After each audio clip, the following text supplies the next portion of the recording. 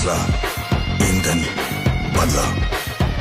Hello all welcome back to Apple పండు. ఒకప్పుడు బాలీవుడ్ టాలీవుడ్ బాలీవుడ్ పైన ఉండేది, టాలీవుడ్ కాలీవుడ్ సండలుడ్ ఏం ఉండేటి కావు. సో అప్పట్లో గోవా అవార్డ్స్ ఫంక్షన్ పోయినప్పుడు కూడా ఎన్టీఆర్ గారి కటౌట్లు అని చెప్పి చిరంజీవి గారు ఒకసారి అవార్డ్ ఫంక్షన్లో మాట్లాడారు. కట్ చేస్తే బాహుబలి, RRR ఒక్కొక్క రేంజ్లో కలిగి, ఒక్కొక్కటి పుష్ప, KF మన సండలూరు నుంచి వెళ్ళి ప్రతి సినిమా 1000 crores కొట్టుకుంటూ తొక్కుకుంటూ పోయిందనమాట.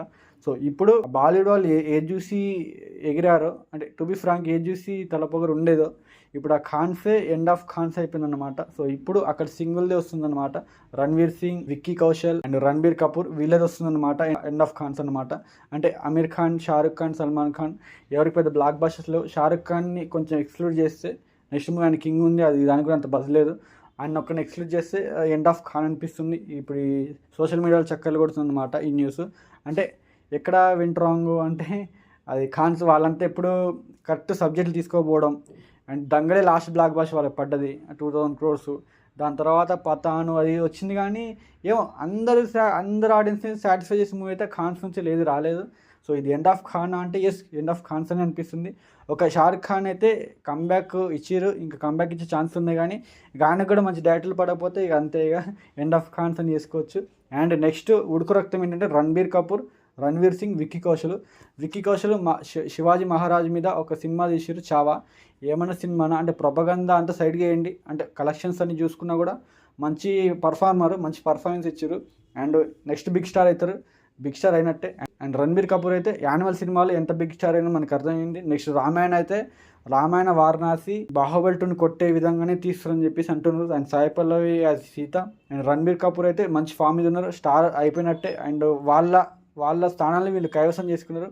అండ్ నెక్స్ట్ చూస్తే రణ్వీర్ సింగ్ మనం చూస్తూనే ఉన్నాం, ఆయనకి స్టేజ్ మీద అతి ఉంటుంది, అంటే స్టైలిష్నెస్ బాగా ఎక్కువ ఉంటుంది, కానీ మూవీస్లో యాక్టింగ్ మాత్రం ఇరగదీసి పడేస్తారు అనమాట. ధురంధర్ 1, ధురంధర్ 2 చూస్తే మనకు అర్థమైపోతుంది. సైలెంట్గా సబ్టైల్ యాక్టింగ్ అనమాట.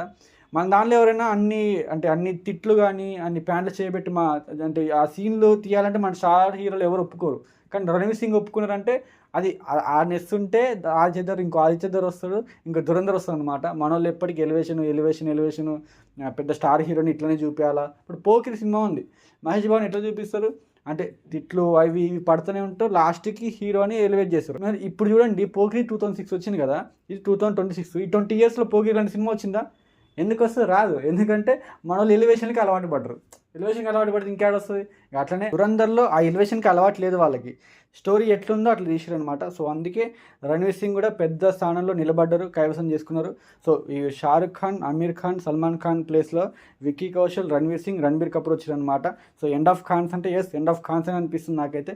చూద్దాం మరి మళ్ళీ వాళ్ళు బౌన్స్ బ్యాక్ అవుతారా, లేకపోతే మ్యారేజ్ అవ్వరు, షారుఖ్ ఖాన్ బౌన్స్ బ్యాక్ అయ్యి నిలబడతారో లేదు చూద్దాం. బాలీవుడ్ ఆఫ్ బాద్షా అనమాట. సో ఎట్లుంటుందో చూద్దాం. అప్పటిదాకా మీకేమనిపిస్తుంది కింద కామెంట్ చేయండి.